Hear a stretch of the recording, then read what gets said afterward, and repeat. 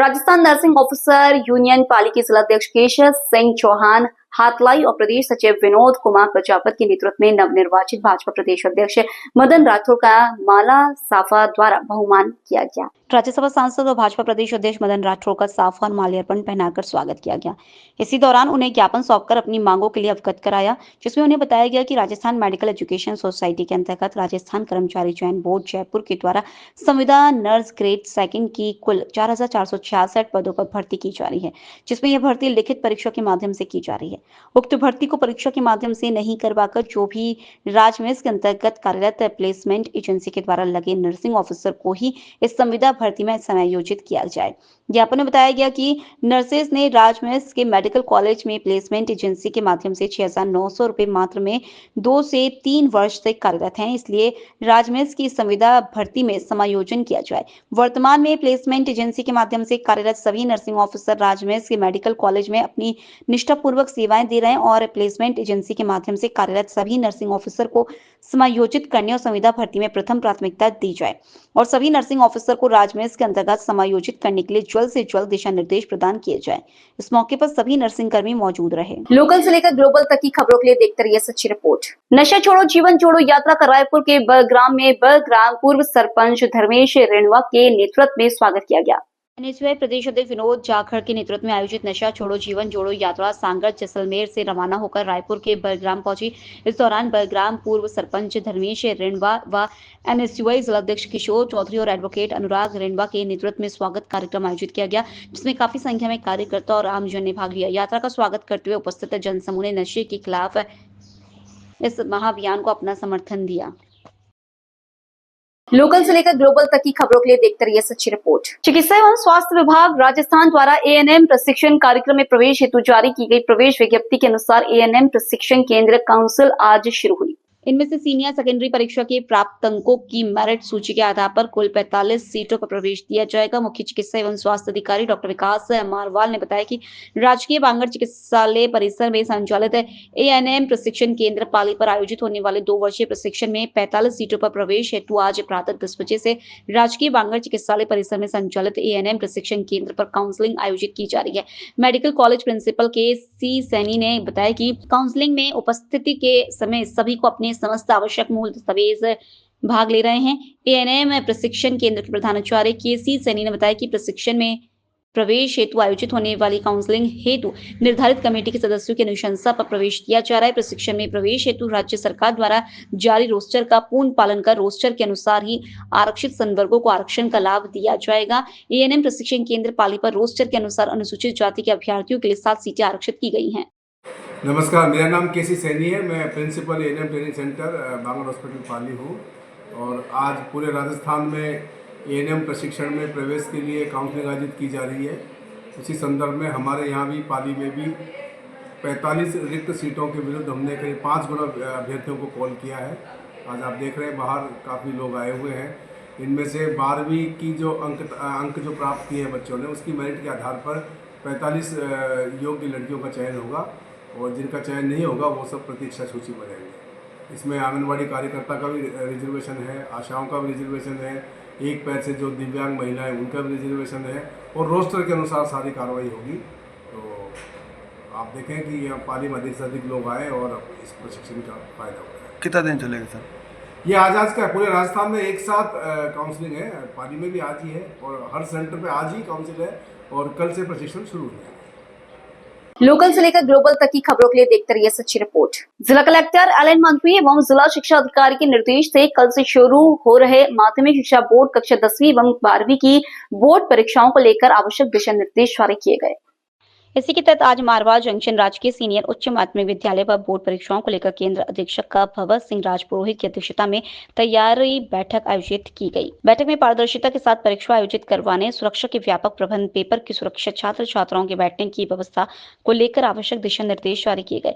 केंद्र अधीक्षक राजपुरोहित ने बताया कि माध्यमिक शिक्षा बोर्ड कक्षा 10वीं एवं कक्षा 12वीं की बोर्ड परीक्षाएं कल 6 मार्च से 24 मार्च तक आयोजित करवाई जाएंगी।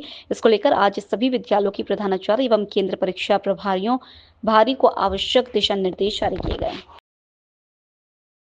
लोकल से लेकर ग्लोबल तक की खबरों के लिए देखते रहिए सच्ची रिपोर्ट। रामनवमी हिंदू महोत्सव को लेकर आज हिंदू महोत्सव समिति एवं विश्व हिंदू परिषद की बैठक सिरेघाट स्थित पीपा दर्जी समाज भवन में संपन्न हुई। बैठक में आगामी कार्यक्रम रामनवमी शोभा यात्रा की चर्चा की गई। प्रचार प्रमुख मनीष सैन ने बताया कि 9 मार्च रविवार को सर्व हिंदू समाज व सामाजिक संगठनों की बड़ी बैठक का आयोजन चादर वाले बालाजी स्थित अग्रेसन वाटिका में शाम 6 बजे किया जाएगा।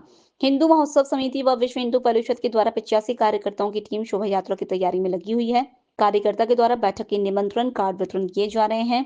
आगामी बैठक को लेकर एवं तैयारी जुलूस को लेकर कमेटियों का गठन भी किया गया। बैठक में सभी कार्यकर्ता मौजूद रहे। लोकल से लेकर ग्लोबल तक की खबरों के लिए देखते रहिए सच्ची रिपोर्ट। पीएनबी मंडल कार्यालय भरतपुर से 7 मार्च 2025 को एनपीए ऋण खाता धारकों के लिए पंजाब नेशनल बैंक द्वारा ऋण मुक्ति शिविर का आयोजन किया जा रहा है। पीएनबी बैंक मंडल प्रमुख प्रमोद शर्मा ने बताया कि 7 मार्च को होने वाले शिविर में एक मुश्त समझौते के तहत ऋण खातों का निपटान किया जाएगा। इस कार्यक्रम का मुख्य उद्देश्य उन लोगों की मदद करना है जो कमजोर आर्थिक स्थिति के कारण ऋण राशि का पुनर्भुगतान करने में असमर्थ हैं और जिनके ऋण खाते एनपीए हो चुके हैं। ऐसे एनपीए ऋण खाता धारकों को एक मुश्त समझौते के तहत अपने ऋण खातों का निपटान करने का अवसर मिलेगा। कार्यक्रम में ऋणी और बैंक के माध्यम आपसी सहमति से एनपीए ऋण खातों का निपटान किया जाएगा। जानकारी के अनुसार कार्यक्रम में भरतपुर मंडल प्रमुख प्रमोद कुमार, उप मंडल प्रमुख हरिओम मोहन मीना, सहायक महाप्रबंधक राम मनोहर गुप्ता, मंडल शस्त्र प्रमुख बिरबल मीना, अन्य उच्च अधिकारी मौजूद रहे। पंजाब नेशनल बैंक भरतपुर एक विशाल ओटीएस कैंप का आयोजन करने जा रहा है जो 7 मार्च 2025 को किया जाएगा। ये भरतपुर मंडल कार्यालय की परिसर में तो रहेगा ही रहेगा, साथ में इसके अलावा धौलपुर, करौली, डीग, बयाना, बाड़ी, पहाड़ी, कामा, इन सभी ब्रांचेज में भी इसका आयोजन किया जाएगा। जो भी ऋण जिनका एनपीए हो चुका है खाता, वो इस ओटीएस कैंप में आकर के इस योजना का लाभ उठा सकते हैं और अपने अकाउंट को सेटल कर सकते हैं और अपनी जो बोरोइंग है उसको डेट फ्री कर सकते हैं अपनी लाइफ को। Thank you. लोकल से लेकर ग्लोबल तक की खबरों के लिए देखते रहिए सच्ची रिपोर्ट। बरकतगढ़ में एक परिवार द्वारा जीवित महोत्सव एवं गंगा प्रसादी को लेकर निकली शोभा यात्रा बुधवार को जीवित महोत्सव निमित्त नगर के कुंदेश्वर महादेव मंदिर स्थित एक परिवार द्वारा अपने माता पिता को शाही रथ में विराजमान कर गाजी बाजी के साथ शोभा यात्रा का शाही गेर के साथ नाचते गाते शुभारंभ होकर ठाकुर जी मंदिर होते हुए मुख्य बाजार से होकर पुराना बेदाना मार्ग स्थित कृषि फार्म पर विसर्जन हुई। लोकल से लेकर ग्लोबल तक की खबरों के लिए देखते रहिए सच्ची रिपोर्ट। विजयनगर में गत दिनों हुए ब्लैकमेल, नाबालिग लड़कियों के साथ यौन शोषण और धर्मांतरण के विरोध में क्षेत्र के लोगों में जबरदस्त आक्रोश छाया हुआ है और इसको लेकर बुधवार को अराइन कस्बा पूरी तरह बंद रखा गया। बंद को लेकर विश्व हिंदू परिषद, बजरंग दल, व्यापार मंडल सहित अन्य सभी सामाजिक संगठनों ने बंद का समर्थन किया और विभिन्न संगठनों के कार्यकर्ता एकत्रित होकर श्री जी मंदिर से उपखंड कार्यालय तक रैली निकालकर शांतिपूर्ण तरीके से विरोध प्रदर्शन करेंगे और उपखंड अधिकारी को ज्ञापन देकर आरोपियों को फांसी की सजा दी जाने की मांग करेंगे। बंद के दौरान स्कूल, मेडिकल और पेट्रोल पंप बंद से मुक्त रखे गए हैं। उधर शांति व्यवस्था बनाए रखने के लिए थानाधिकारी भोपाल सिंह मेजप्ता क्षेत्र में पूरी नजर बनाए हुए हैं। आज आपने अराई बंद का किस उद्देश्य से अराई बंद रखा है? ये विजयनगर में जो हिंदू लड़कियों को ब्लैकमेल करके उनका धर्मांतरण करने के विरोध में आज ये अराई बंद करने का आह्वान किया गया है और उनको कड़ी से कड़ी सज़ा दिला के व उनको फांसी दिलाने की हमारी मंशा है ताकि आगे कोई ऐसा कदम नहीं उठाए। जय गौ माता, जय भारत माता। आज विश्व हिंदू परिषद द्वारा जो विजयनगर के अंदर ब्लैकमेलिंग का कांड हुआ है उसको लेकर हम सारे जितने भी हिंदूवादी संगठन हैं सब एसडीएम मैडम को ज्ञापन देंगे। जो दोषी हैं उनको अधिक मतलब कड़ी से कड़ी सजा दी जाए, फांसी की सजा दी जाए। आज अराई बंद का क्या उद्देश्य है? ये विजयनगर कांड के लिए आज हमने अराई बंद रखा। सभी संगठनों ने, सभी हिंदू भाइयों ने शांतिपूर्ण तरीके से अराई बंद रखा। इसके लिए मैं अराई वासियों को धन्यवाद देता हूँ।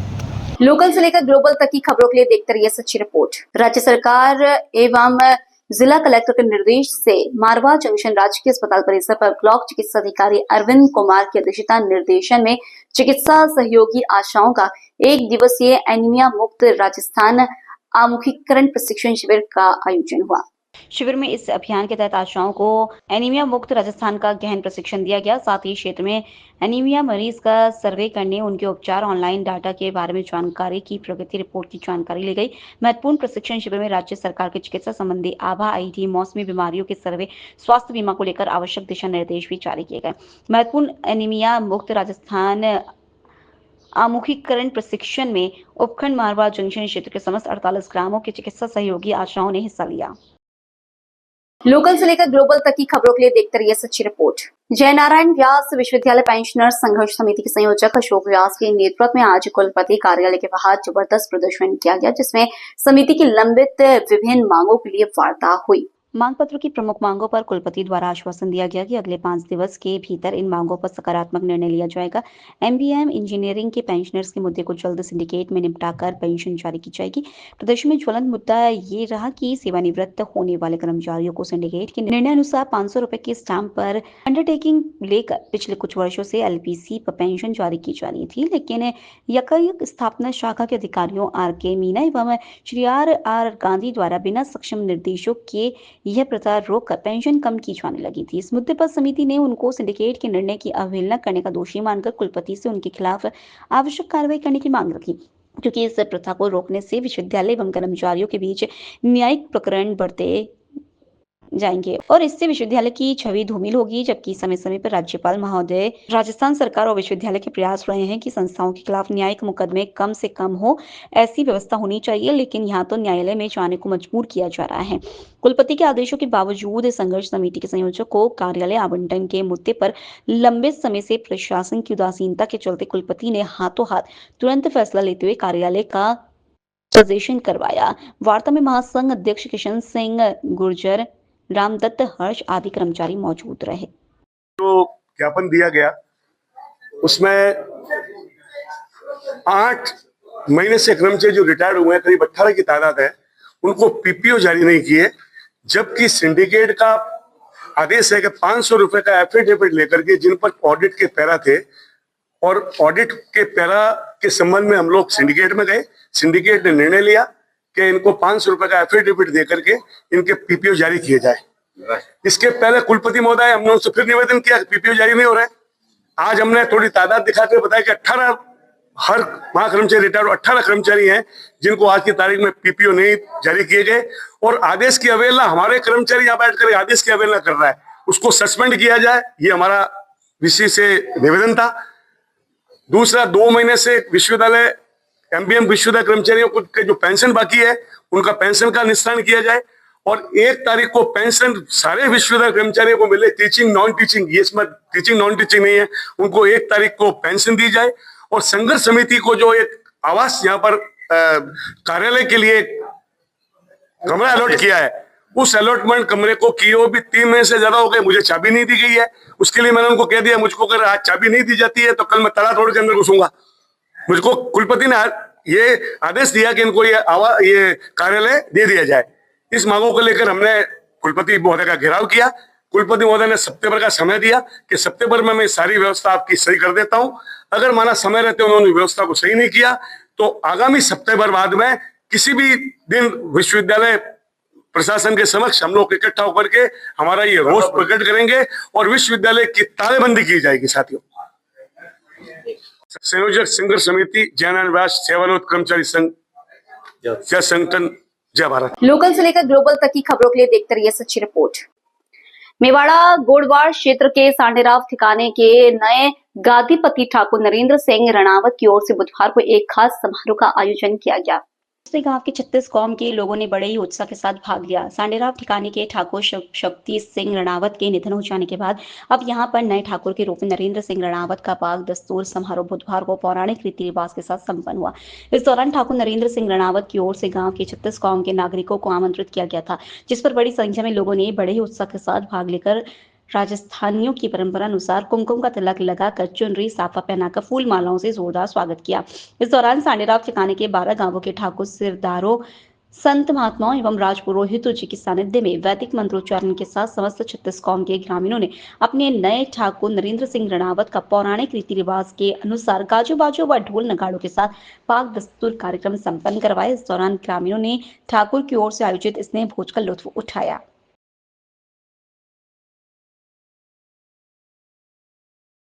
राजस्थान राज्य विधिक सेवा प्राधिकरण जयपुर के निर्देश अनुसार विक्रम सिंह भाटी सचिव जिला विधिक सेवा प्राधिकरण पाली द्वारा आज बुधवार को जिला कारागृह का आकस्मिक निरीक्षण किया गया। निरीक्षण के दौरान 87 बंदी जिला कारागृह पाली में निरुद्ध मिले। निरीक्षण के दौरान सचिव भाटी द्वारा बंदीगण से वार्तालाप कर कारागृह में भोजन, चिकित्सीय सुविधा, पेयजल, सफाई व्यवस्था इत्यादि के संबंध में जानकारी ली गई। इसके अतिरिक्त कोई भी बंदी निजी अधिवक्ता करने में असमर्थ हो अथवा विधिक सहायता के अभाव में बिना अधिवक्ता के कारागृह में निरुद्ध न रहे, इसके लिए प्राधिकरण सचिव भाटी द्वारा कारागृह में बंदीगण को निःशुल्क विधिक सहायता की जानकारी देते हुए ऐसे बंदी जिनकी जमानत देने के उपरांत भी कारागृह में निरुद्ध हो, इस संबंध में भी जानकारी ली गई। सचिव भाटी द्वारा प्रत्येक बैरक में जाकर व्यवस्थाओं का जायजा लिया। निरीक्षण के दौरान सूराराम कारापाल जिला कारागृह पाली ने जाहिर किया कि कारागृह में संचालित जेल डिस्पेंसरी पर वर्तमान में चिकित्सक का पद रिक्त होने के कारण बंदीगण को समुचित चिकित्सा परिलाभ नहीं मिल पा रहा है और बंदीगण को उपचार के लिए नजदीकी अस्पताल ले जाना पड़ता है। लोकल से लेकर ग्लोबल तक की खबरों के लिए देखते रहिए सच्ची रिपोर्ट।